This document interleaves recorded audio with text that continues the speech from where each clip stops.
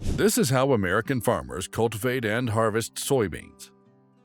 The Americas, predominantly the United States, Brazil, and Argentina, are the greatest soybean producers in the world, producing 90% of the global soybean supply. In the U.S., over 80 million tons of soybean are produced every year, and the industry is worth over $15 billion. It's an incredibly important crop for the economy, and is one of the most profitable cash crops in the world. Soybean is an edible legume that resembles a pea. It provides valuable protein for millions of people across the globe and is a reliable feed for livestock. It is often used as an excellent vegetarian protein source due to its texture and versatility. Tofu and soya milk are examples of this. The oil can be used to make products like margarine and vegan cheeses, as well as an ingredient in paints, adhesives, fertilizers, and many other products. So how is soybean grown? Firstly, mature individual soybeans are selected for certain traits, such as growth rate, hardiness, color, and drought resistance. Typically, farmers grow a winter crop like corn or wheat in rotation with soybeans. When the soybeans are harvested in mid-October to November, the field can then be used for the next crop.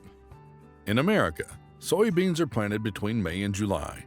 The beans can be planted in tilled or plowed soil with a tractor and a planter, or they can be drilled directly into the ground using a seed drill without tilling the land first.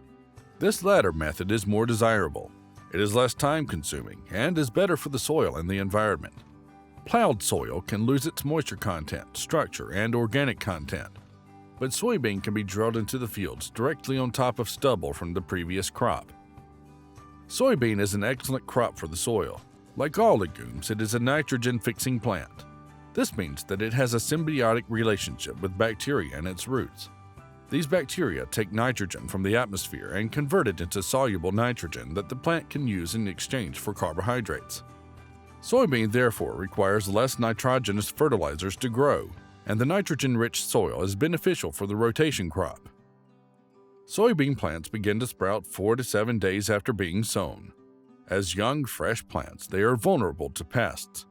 Farmers sometimes spray them to prevent damage from insects such as aphids, whitefly, and different caterpillar species. Whilst these pests are a threat to soybean yields along with pathogens and viruses, the biggest problem soybean farmers have are weeds. These plants compete with the soybean crop for light, nutrients, and water. Weeds can also harbor pests and contaminate the harvest, lowering its value. They can be responsible for up to 80% loss of soybean production, so knowing how to treat them effectively is crucial for soybean producers. It is very difficult to extract weeds from fields once they have established. It is easier and more cost-effective to stamp them out before they have a chance to grow. To do this, farmers can use herbicides. There is a plethora of herbicides for farmers to choose from. Overuse has led to some of the more traditional herbicides becoming ineffective against certain weeds because they have grown resistant to them.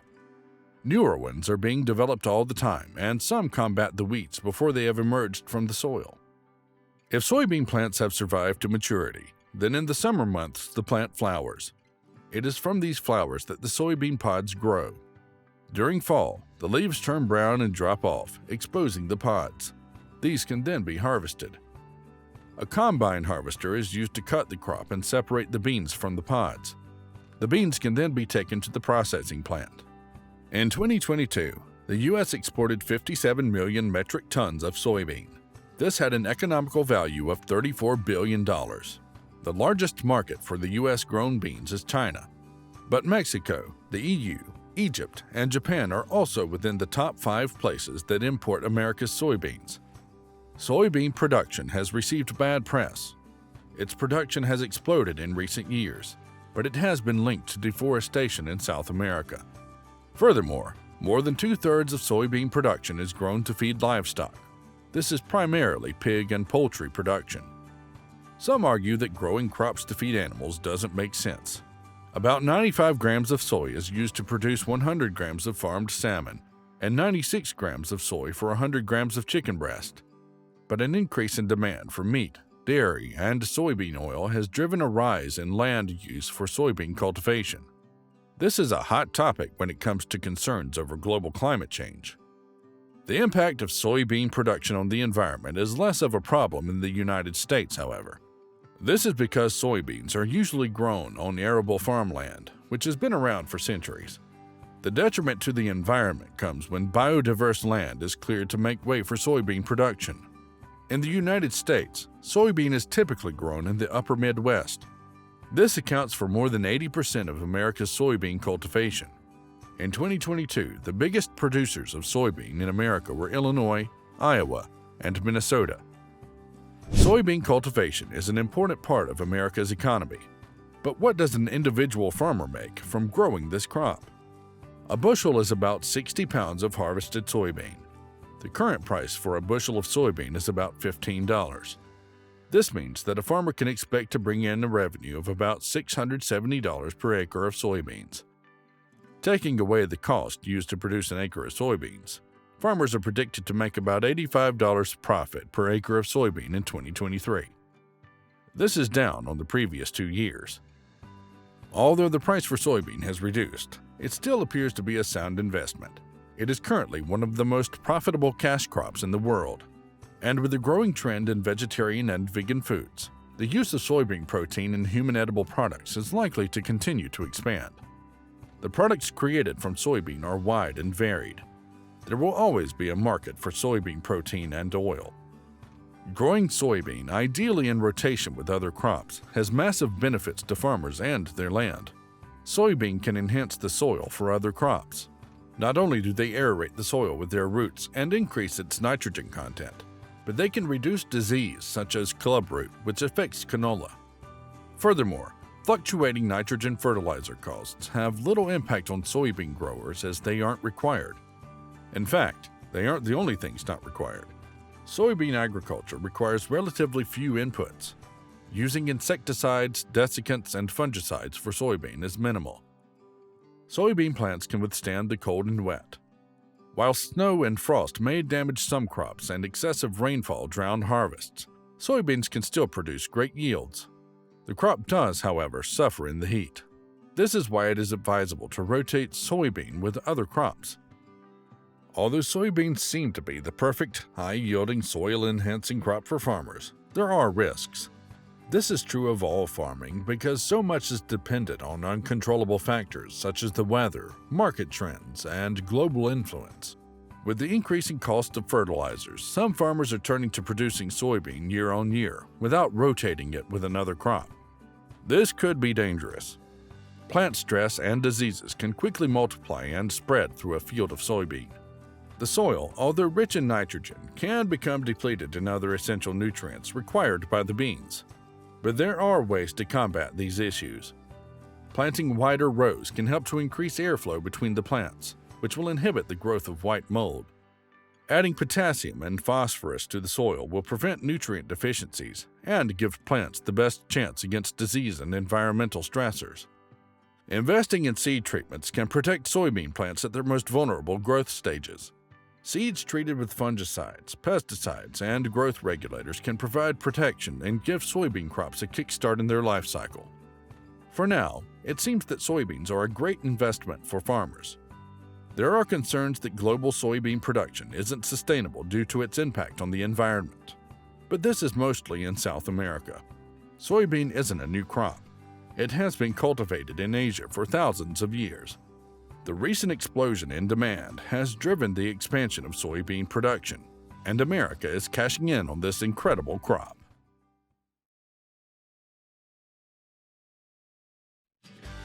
Cotton is one of the most important crops in America, with a long history dating back to colonial times. It is not only a vital part of American agriculture, but also a key component of the global textile industry. The 14.68 million bales of cotton produced by American farmers in 2022 contributed to the creation of clothing, bedding, and other essential textile products that are used around the world. Cotton farming is also a significant contributor to the U.S. economy, with the industry supporting over 126,000 jobs and generating more than $75 billion in annual economic activity. From the humid southeast to the dry west, cotton is a crop that can be cultivated in a variety of climates and soil types. This flexibility allows American farmers to produce cotton in different regions, which helps to spread out production risks and ensure a stable supply of cotton for the textile industry. Today, American farmers produce millions of bales of cotton every year, making the United States one of the largest cotton producers in the world. But how do they do it? Let's take a closer look. It all begins with seedbed preparation. The farmers carefully prepare the soil using techniques that have been passed down for generations. Some plow deep into the soil with a plow, while others use less aggressive tilling methods to disturb the soil as little as possible. And then there are those who have embraced a new way of farming, no-till farming. No-till farming is a revolutionary method that involves planting crops without disturbing the soil at all. Instead, farmers plant the cotton seeds directly into the previous year's plant residue or cover crops, which helps to maintain soil health and reduce soil erosion. This method has become more popular in recent years, especially in areas with high soil erosion, as it allows farmers to maintain yields while improving soil quality and reducing water runoff. After preparing the soil, the cotton seeds are planted, but achieving the right plant population can be challenging. The goal is to find the right balance between planting too many seeds, which can lead to overcrowding and competition for resources like water and nutrients, and planting too few seeds, which can result in lower yields and wasted space. In dry land regions where rainfall is scarce, some farmers may plant fewer seeds per meter to save costs and reduce the demand for limited water resources. On the other hand, in short-season environments where the growing season is shorter, planting more seeds per meter is recommended to compensate for the limited time and increase the number of branches that can develop on the plants. It's a delicate balancing act for farmers to find the optimal number of seeds to plant per meter, ensuring that they achieve a bountiful harvest. In the Texas High Plains, where cotton is grown in the largest quantity in the United States, the environment is a bit challenging. The region has higher elevations and less rainfall, which means farmers need to be creative in how they plant and grow their crops. One common technique is skip row planting, where some rows are left empty to provide more water to the plants in the remaining rows. To keep the plants healthy, farmers use herbicides and other treatments to protect them from diseases and insects. Once the plants start growing, farmers keep an eye on them to make sure they're growing properly. If the issues such as pests, diseases, and weeds persist, they may need to replant certain areas of the field. To make sure the crop is ready for harvest before the first freeze, farmers prefer using early maturing cotton varieties. While in areas where the soil is not as fertile, farmers use late maturing cotton varieties to maximize the yield. Since the soil in the region can become compacted and winds can blow sand over the plants, it's important to use cotton seeds that grow quickly and have large leaves to give them the best chance of survival. As cotton plants mature and start to produce flowers, farmers closely monitor the fields. Plant growth regulators may also be used to control the length of the stems and encourage growth. During the 4 to 5 weeks after flowering begins, farmers intensify their scouting efforts to ensure that the plants are growing as expected. Additional herbicide applications may also be necessary. The crops are typically left alone during the 2nd or 3rd week of flower. Later in the season, the plants may start to show signs of nutrient deficiencies, which indicate that they are nearing maturity and will soon be ready for defoliation. Finally, the harvest season arrives. Harvesting cotton has come a long way since the first patent was acquired for a mechanical picker. It took almost a century for functional cotton pickers to become available to the American farmers. Today, there are 2 main types of cotton harvesters: pickers and strippers. Strippers use narrow openings to catch bolls, leaves, and branches, and transport the material to a basket. Pickers, on the other hand, use spindles to grasp the seed cotton and pull it from each boll, leaving all other plant material, including burrs, in the field. But how do farmers decide whether to use pickers or strippers for harvesting their cotton crops? Pickers are more commonly used in regions with tall cotton plants and are extremely famous for producing high-quality fiber, which is valued by textile mills. However, pickers require a more skilled operator and may be less effective in harvesting short-stature cotton or cotton that is damaged by high winds. Strippers, on the other hand, are better suited for harvesting short-stature cotton plants and storm-proof varieties. can also be more efficient in areas where the yield potential is low. Nonetheless, strippers typically produce low-quality fiber due to the increased amount of plant material that is harvested along with the cotton. They also require additional processing to remove the debris from the harvested material. Overall, the choice between using a picker or a stripper depends on factors such as the type of cotton being grown, the region it's grown in, the yield potential, and the operator's skill level. After cotton is picked from the fields, it is transported to a place called a gin lot. Here, the cotton is carried in modules, which are basically large rectangular bales. These modules are more commonly used nowadays instead of basket trailers, allowing for continuous harvesting without stopping to dump seed cotton. At the gin, the cotton goes through a process where the lint is separated from the seeds and other debris. The separated lint is then compressed into bales, each weighing around 480 pounds. Samples from each bale are tested in a laboratory to determine the quality of the cotton fibers. Although the number of gins in the United States has decreased from 1,274 in 1996 to 556 in 2016, the amount of cotton processed has remained fairly steady. In 2016, 17.5 million bales of cotton were processed, and 16.7 million bales were processed in 2017. The world of cotton farming can be a roller coaster ride of highs and lows, and the past few years have been no exception. The United States Department of Agriculture reports that in 2021, U.S. cotton farmers produced an impressive 17.5 million bales of cotton, a stark contrast to the 14.7 million bales produced just a year later in 2022. What could be causing these dramatic dips in production?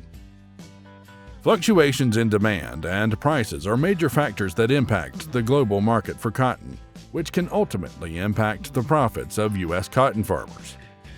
But that's not all. Synthetic fibers have become increasingly popular as an alternative to cotton, driving down demand and prices. Even changing consumer preferences towards other natural fibers or synthetic materials have also had an impact on the cotton industry. Extreme weather conditions such as droughts, floods, and hurricanes can also cause crop losses and damage to cotton farms, affecting production levels and profits. And finally, rising production costs have made it more challenging for farmers to turn a profit.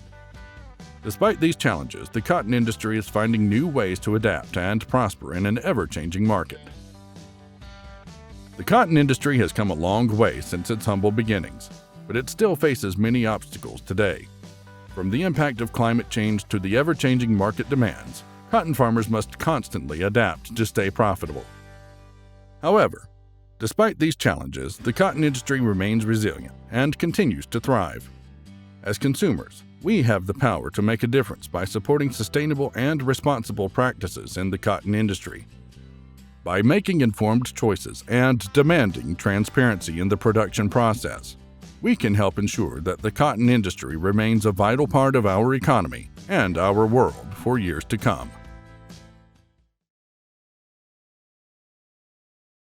Australia is the sixth biggest producer of wheat in the world.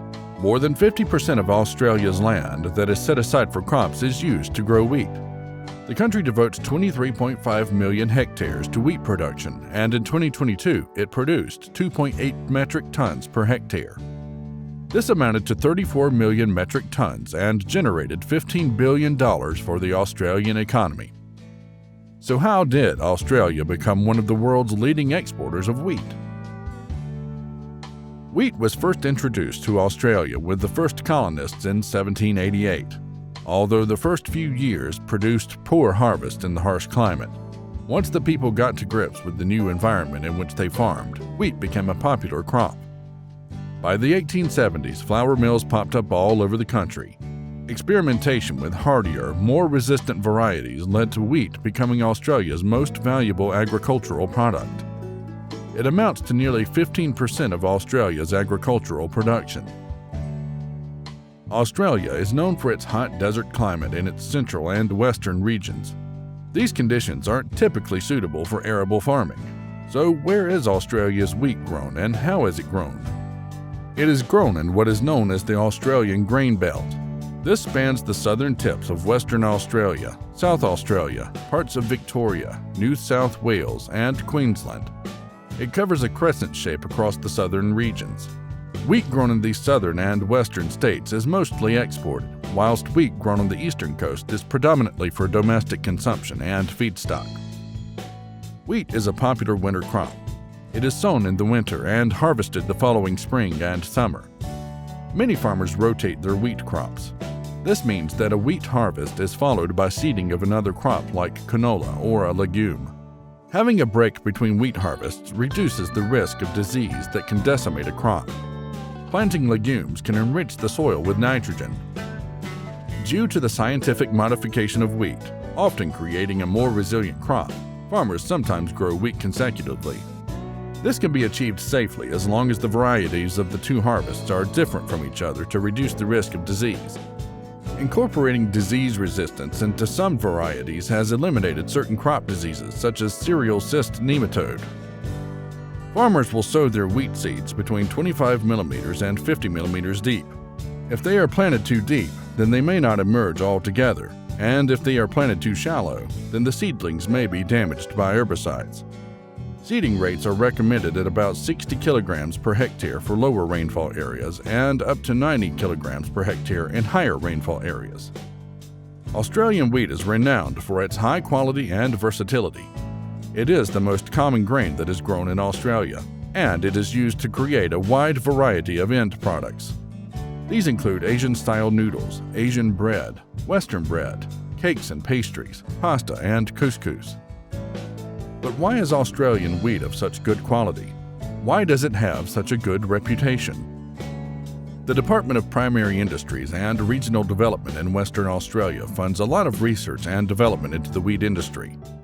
Western Australia exports most of its wheat, so this is the variety that most foreign countries are accustomed to importing. The research and development cover all links in the production chain, from plant breeding and disease management to quality assessment and export market intelligence. Plowing a huge amount of money and science into the industry has created a resilient and successful crop that thrives in Australia. With such an excellent reputation, Australia's wheat is highly sought after across the world. Between 65 and 75% of the wheat produced in Australia is exported globally, and the majority of it ends up in Asia and the Middle East.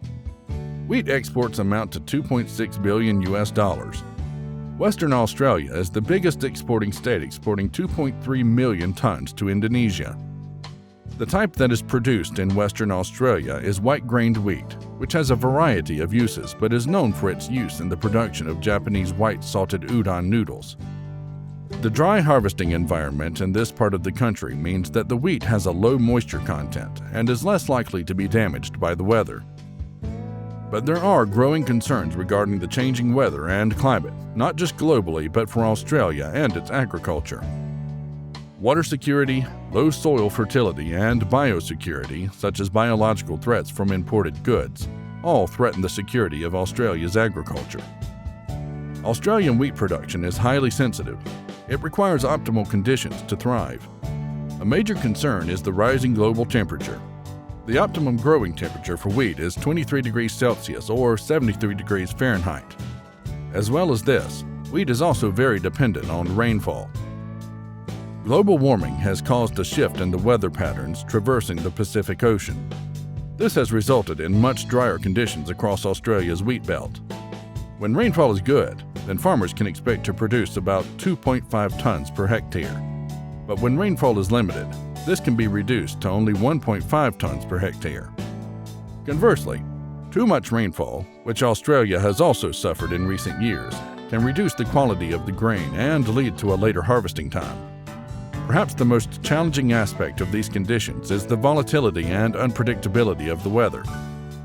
To overcome environmental and climate pressures, farmers can sow their wheat at different times in the year. Traditionally, winter wheat is sown in the autumn and then flowers during a precise 2-week window in spring.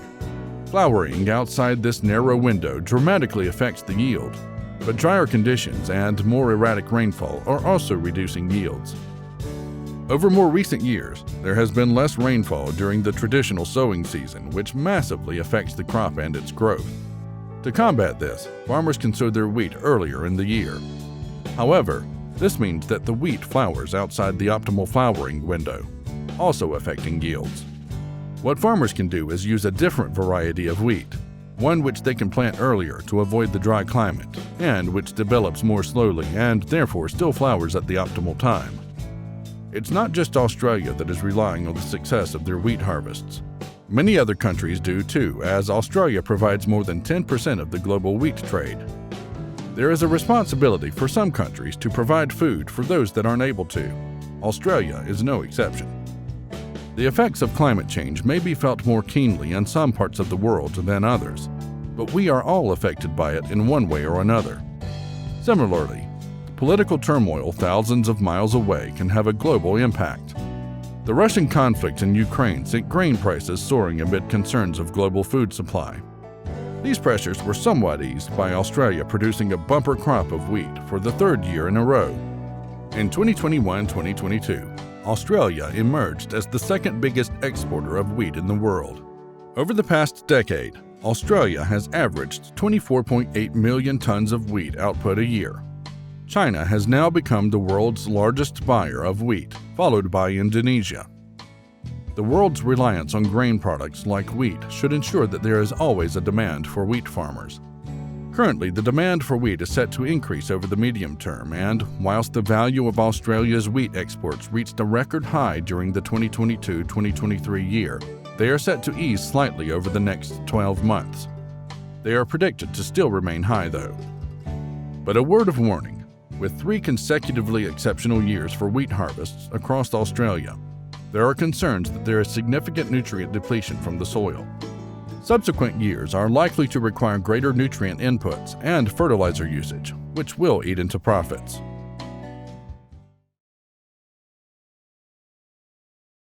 Pistachios, one of the most beloved and nutritious nuts in the world, have been cultivated for centuries. Today, the United States has emerged as the leading producer of this delicious nut, accounting for approximately 40% of world production. The production of pistachios is a lucrative business that generates significant revenue for farmers and processors alike. The total value of the U.S. pistachio crop in 2022 reached an impressive $1.9 billion. The commercial production of pistachios is mainly centered in California's San Joaquin and Sacramento Valley regions, where growers produce nearly 300,000 tons of this crunchy delight annually, accounting for more than 98% of the domestic crop. Although Arizona and New Mexico also produce pistachios, their production does not match the scale of California's. In 2022, California pistachio growers achieved a record-breaking harvest, producing 1.03 billion pounds of nuts, with a farm gate value of over $1.8 billion.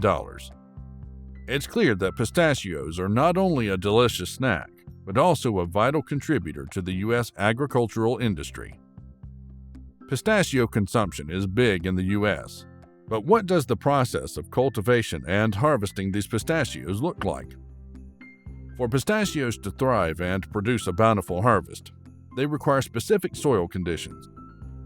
Deep, uniform loam soils consisting of clay, sand, humus, or other organic material provide an ideal environment for pistachio trees. This type of soil has good permeability, allowing moisture to penetrate while retaining adequate moisture levels. Before planting a new orchard, growers prepare the soil by cultivating it to loosen clods and grade the orchard. To establish a deep root system for the newly planted trees, specialized equipment is used to break up any hardpan below the soil surface using a chisel attachment.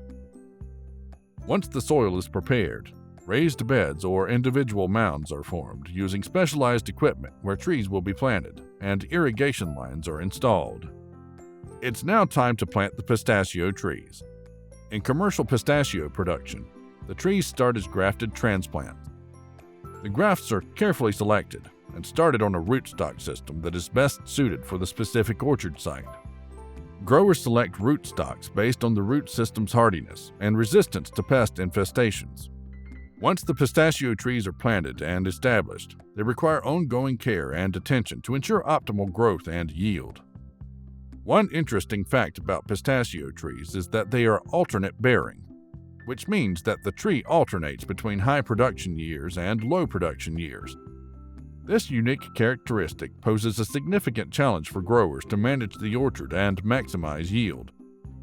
In addition, both male and female pistachio trees are required for pollination and nut production, with one male tree typically planted for every 8 to 24 female trees.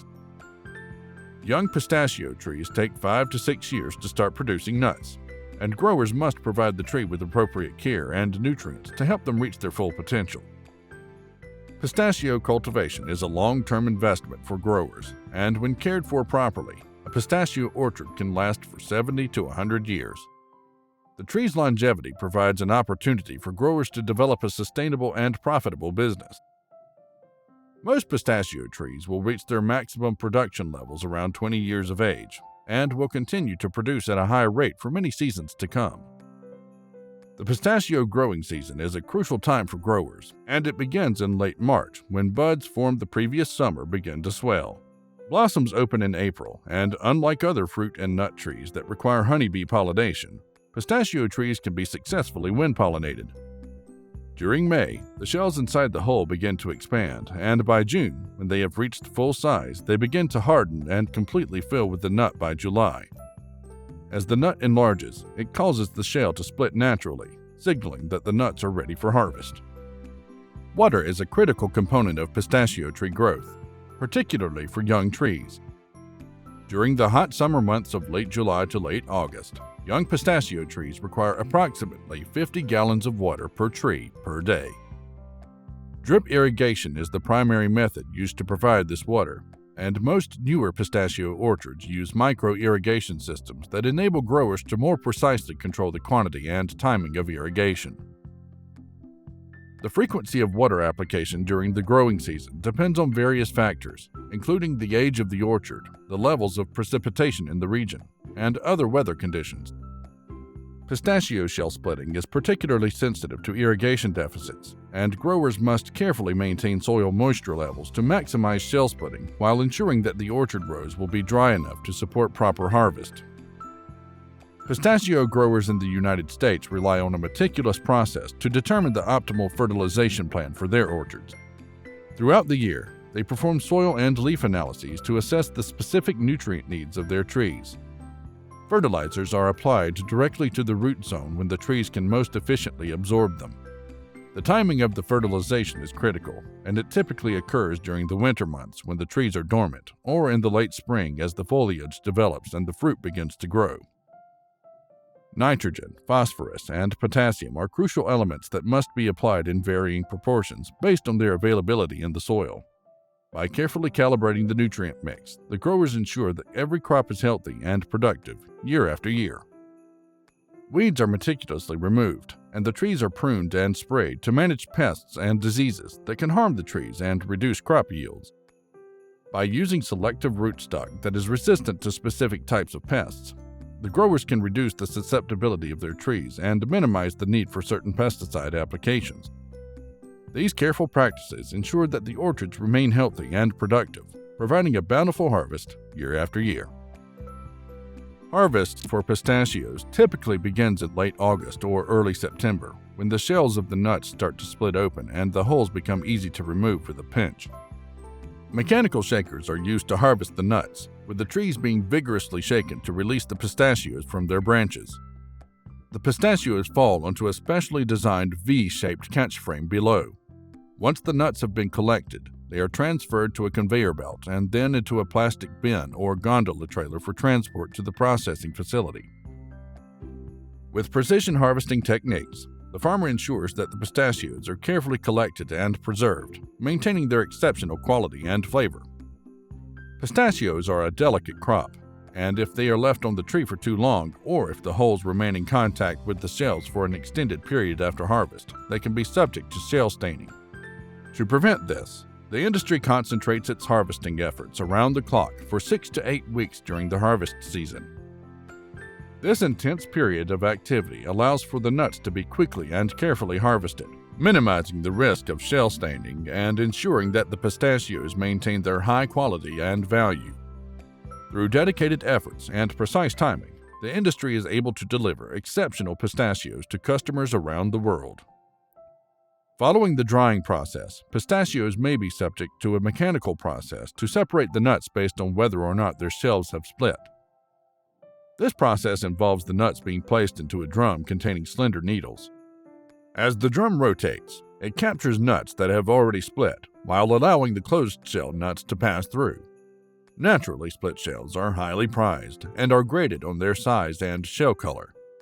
Meanwhile, non-split shells are mechanically cracked to separate the nut meat from the shells. Once the pistachios have been sorted and separated, they are placed into bins and stored at 40 degrees to 45 degrees Fahrenheit until they are ready to be packaged. At this point, the grower's dedication to quality and the processor's expertise combine to bring the very best pistachios to market. While hulling can be done in the field, many growers choose to transport their harvested pistachios to a contract processor to have the hulls removed and the nuts properly stored. This process ensures that the nuts are quickly and efficiently prepared for sale, maintaining their quality and freshness. By working with experienced processors, the growers are able to focus on their core competencies and deliver top-quality pistachios that meet the exacting standards of the consumer. It's all part of the commitment to providing the very best products from the orchard to the table. At the processing facility, harvested pistachios are carefully unloaded from trailers and undergo a series of steps to prepare them for market.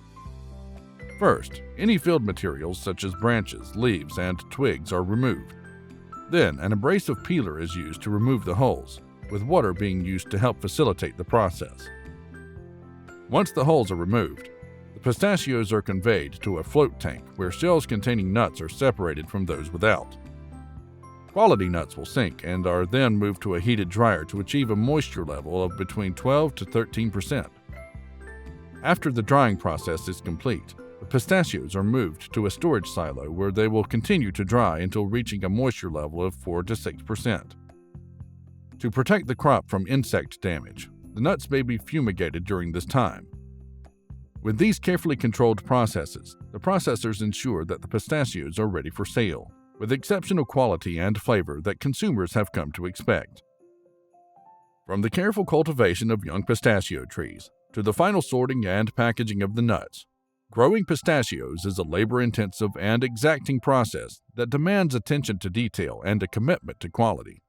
But for those who have dedicated themselves to the art of pistachio farming, the rewards are many. Russia's vast landscape is a powerhouse in global agriculture. Among its prized agricultural outputs, wheat stands tall as a cornerstone of this agrarian giant's might.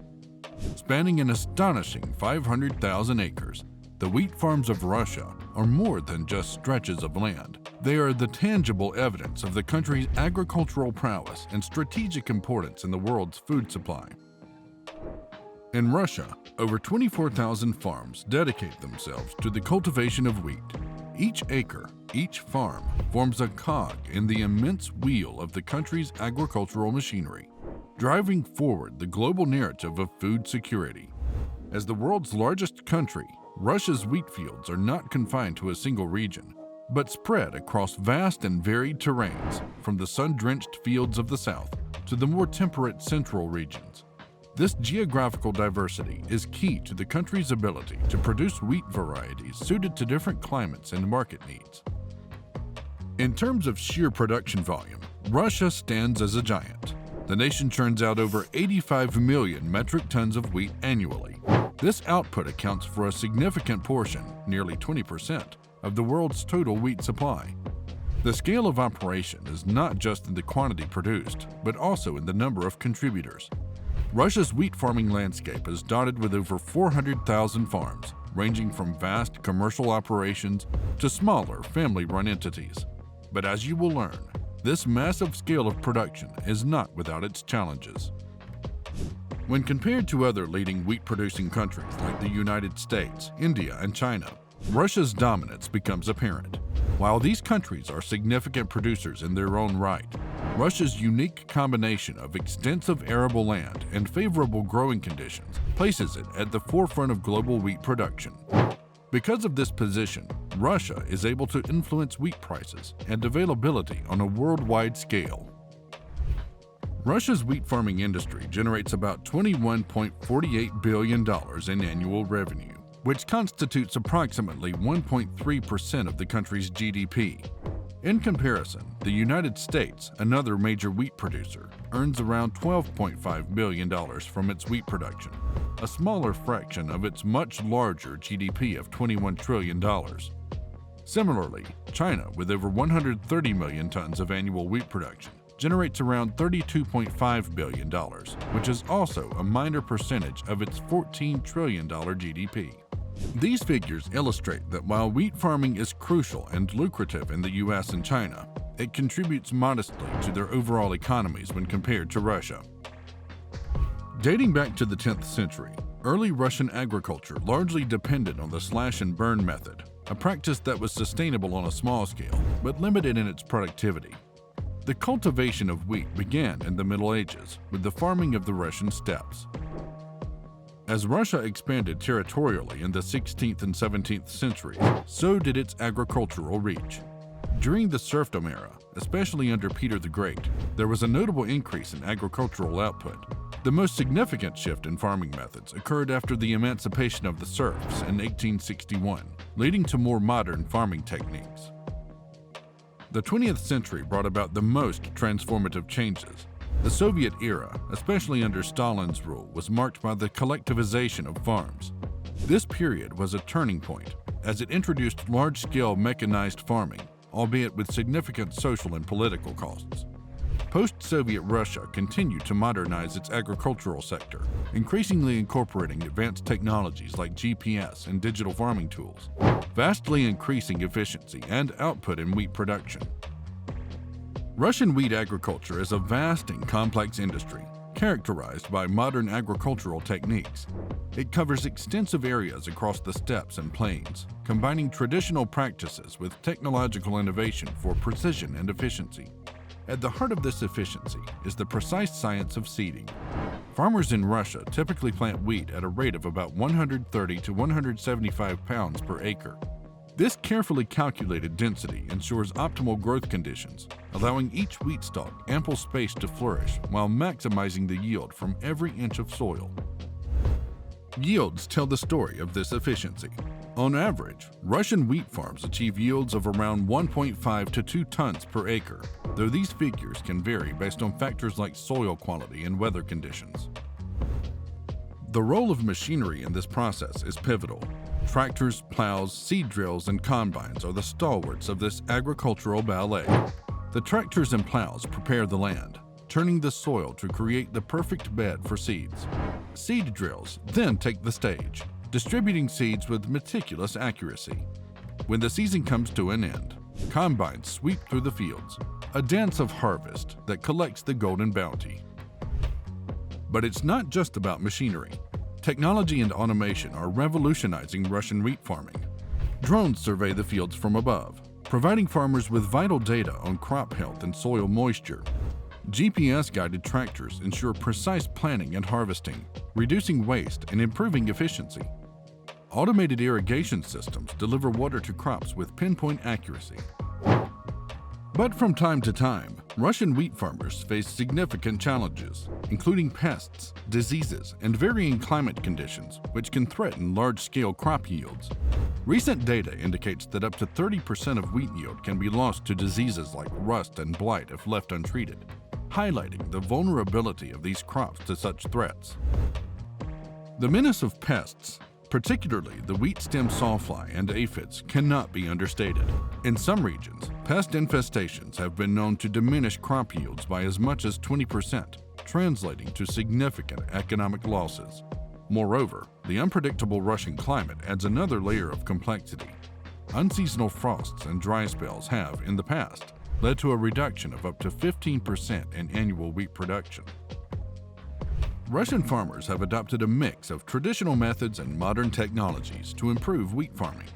They use disease-resistant wheat varieties, cutting disease-related yield losses by up to 10%. Integrated pest management strategies, combining biological, mechanical, and chemical methods, have reduced pest-related damages by around 12%. Advances in weather forecasting technology help farmers anticipate climatic changes, leading to better yield predictions and fewer weather-related crop failures. These efforts contribute significantly to maintaining Russia's wheat production. Wheat farming is a crucial part of Russia's economy. Russia is one of the world's largest wheat exporters, and its production and exports have a substantial impact on global wheat prices and supply chains. The contribution of wheat farming to Russia's gross domestic product, GDP, is substantial. In recent years, Russia has consistently exported between 30 to 35 million metric tons of wheat annually, significantly contributing to its export revenues. But it's not just about the export figures. The domestic market also thrives on wheat production, forming a significant part of the food industry. The economic stability provided by this sector is crucial, especially in rural areas where agriculture remains a primary source of income. From rural fields to urban trading centers, wheat farming creates jobs across the entire value chain. Workers are involved in various roles, including farming, harvesting, logistics, and export operations. However, the global standing of Russian wheat also means that fluctuations in production, whether due to climatic conditions or political decisions, can have far-reaching effects. These dynamics place Russian wheat farming at a strategic point, influencing not just national economics, but also global food security and trade relationships. Large-scale wheat farming, like the 500,000 acres in Russia, presents significant environmental implications. The water footprint is substantial. It's estimated that approximately 210,000 gallons of water are needed to produce just 1 ton of wheat. This figure accentuates the necessity for efficient water management in these vast farming operations. Russian farmers are turning to methods like drip irrigation to mitigate excessive water usage, a technique that can reduce water needs by up to 50%. Land use efficiency is another critical aspect. With the global demand for wheat projected to increase, maximizing yield per acre becomes imperative. Russian wheat farms achieve an average yield of around 1 ton per acre, which is indicative of the intense use of land resources. To improve this, crop rotation practices are being adopted, enhancing soil fertility and reducing the need for chemical fertilizers. In this video about Russian wheat farming, we've seen the staggering scale of 500,000 acres, a testament to Russia's agricultural might. Through modern techniques, from precision seeding to advanced machinery, this vast enterprise has achieved impressive yields, shaping Russia as a key player in the global wheat market. The numbers speak volumes. They tell stories of efficiency, challenge, and innovation, painting a picture of an industry vital not just to Russia's economy, but to feeding millions globally. Looking ahead, the future of Russian wheat farming hinges on balancing productivity with sustainable practices, ensuring this golden grain continues to flourish on the world stage. As we delve into these vast fields, it's clear, every number, every statistic is a crucial piece of the puzzle in understanding the true essence of agriculture. In the heart of Europe lies a nation often regarded as the tulip capital of the world, the Netherlands. Did you know that Dutch farmers grow a staggering 200 million tulips each year? This is the story of Dutch tulip farming, and it all begins with the earth itself. Over 200,000 hectares of Dutch land, meticulously dedicated to tulip cultivation.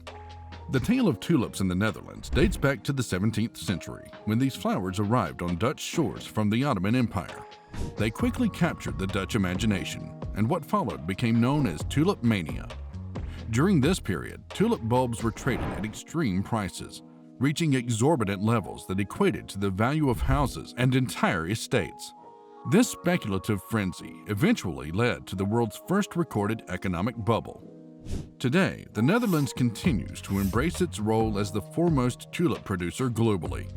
The country's favorable climate, characterized by cool springs and moderate temperatures, provides an ideal environment for tulip cultivation. The primary tulip growing regions, including North Holland, South Holland, and Flevoland, are meticulously laid out with rows upon rows of colorful blooms. Dutch farmers cultivate thousands of tulip varieties, making it a global hub for tulip enthusiasts.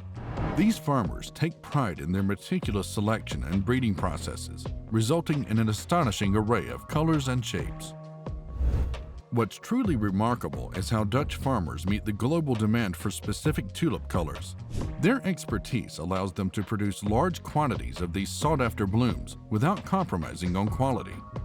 Whether it's the pure white tulips symbolic of purity or the vibrant oranges that evoke a sense of warmth, Dutch farms consistently deliver.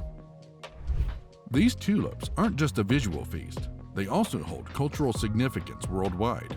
From weddings to international celebrations, the Dutch tulip serves as a symbol of beauty and elegance. Dutch farmers take this responsibility seriously, ensuring that their fields are a testament to nature's artistry. As you walk through these fields, you'll witness the culmination of generations of hard work and a commitment to preserving the legacy of tulips. It's a testament to the Dutch passion for horticulture, and it's no wonder that millions from around the globe make the journey to experience this breathtaking diversity each year. Dutch tulips find their way into homes and gardens around the world. Each year, millions of tulips are exported to countries far and wide. The Netherlands has solidified its position as the leading tulip exporter globally. A staggering 80% of the world's tulip exports originate here. The numbers are truly impressive. In a single year, Dutch farmers export approximately 2 billion tulip bulbs. That's enough to fill gardens, parks, and floral shops in more than 100 countries. As a result, the industry generates over 1.5 billion euros in revenue annually. It employs thousands of workers who are involved in the cultivation, packaging, and distribution of tulip bulbs. Dutch tulip greenhouses are extremely committed to year-round production.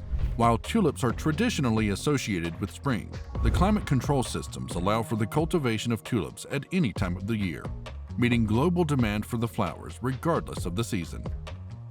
As the autumn chill sets in, millions of bulbs find their way into this fertile soil. It's a massive endeavor, with each bulb meticulously placed, quietly awaiting their moment in the sun. Winter takes hold, and beneath the frost, the bulbs lie in patient slumber. Dutch farmers and horticulturists keep a watchful eye, tending to their vast fields, knowing that their meticulous planning will soon bear fruit. With the arrival of spring, the landscape transforms into a breathtaking sea of color. It's a sight to behold, as tens of millions of tulips burst into bloom, their vibrant hues painting the fields. Row upon row, field upon field, an ocean of tulips stretching as far as the eye can see. In an age of automation, Dutch tulip farming remains an art that thrives on human expertise. In the sprawling tulip fields of the Netherlands, it's the hands of hundreds of thousands of skilled workers that nurture each delicate bloom. Tulip farming is a labor-intensive endeavor, one that relies on the dedication and expertise of a workforce deeply connected to the land. From the crisp days of autumn, when the first tulip bulbs are carefully planted, to the balmy breath of spring, as the fields burst into a kaleidoscope of hues, these workers are the lifeblood of Dutch tulip farming. Their role is not just about planting and picking, it's about a profound understanding of tulips. These workers know that each variety has its quirks, its preferred conditions, and its distinct needs. They are the ones who ensure that the tulips receive the precise care required to thrive. It's their hands that delicately thin the rows, allowing each tulip room to breathe and grow. When the tulips finally unfurl their petals, it's a testament to the labor and knowledge of these workers. They meticulously inspect each flower, culling the imperfect ones, ensuring that only the finest specimens make their way to market. It's this human touch that guarantees the impeccable quality for which Dutch tulips are renowned worldwide. Year after year, the cycle repeats.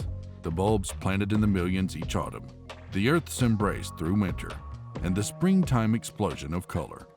It's a dance with nature, a harmonious partnership, and a story of numbers that reveal the scale of Dutch tulip farming. For Dutch tulip farmers, the road to cultivating 200 million tulips annually is not without its hurdles. One of the primary challenges they face is the unpredictable Dutch weather. The Netherlands experiences a maritime climate characterized by ever-changing conditions. Harsh winters and sudden temperature fluctuations can wreak havoc on tulip fields. To counter this, farmers employ advanced climate control systems within their vast greenhouses. Pests pose yet another challenge. Aphids, nematodes, and bulb mites are persistent adversaries of tulip bulbs. To combat these pests, Dutch farmers have turned to sustainable and environmentally friendly methods. Beneficial insects like ladybugs are deployed to keep aphid populations in check, reducing the need for chemical pesticides. Additionally, precise irrigation and fertilization systems have been developed to ensure tulips receive optimal nutrition while minimizing resource wastage. Investments in research and development play a pivotal role in the Dutch tulip industry's resilience. Dutch universities collaborate with farming communities to conduct ongoing research into disease-resistant tulip varieties and sustainable farming practices. These innovations not only protect tulip crops, but also ensure the longevity of the industry. In the Netherlands, tulips aren't just a horticultural marvel.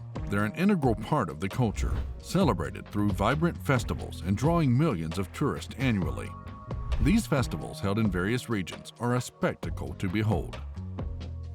The Keukenhof Gardens, known as the Garden of Europe, open their gates each spring to showcase over 7 million flowering bulbs, including an astounding variety of tulips. Covering nearly 80 acres, it's the largest flower garden in the world. Here, tourists can stroll through meticulously designed displays featuring millions of tulips in various patterns and colors. Keukenhof alone hosts over 1.5 million visitors during its 2-month opening, showcasing the massive appeal of these festivals. The influx of tourists also brings concerns about environmental impact and sustainable tourism. Investments in eco-friendly practices such as responsible waste management and reduced water usage are at the forefront. Dutch tulip festivals are not just about showcasing breathtaking numbers, but also about preserving a centuries-old tradition while adapting to modern challenges and embracing innovation to ensure that millions of tulip enthusiasts can continue to experience this breathtaking spectacle year after year.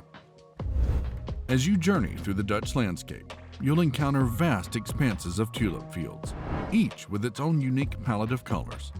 This is the essence of the Netherlands, a nation where tulips aren't just flowers, they're a part of the national identity, a testament to centuries of cultivation expertise, and a vibrant symbol of Dutch horticultural prowess.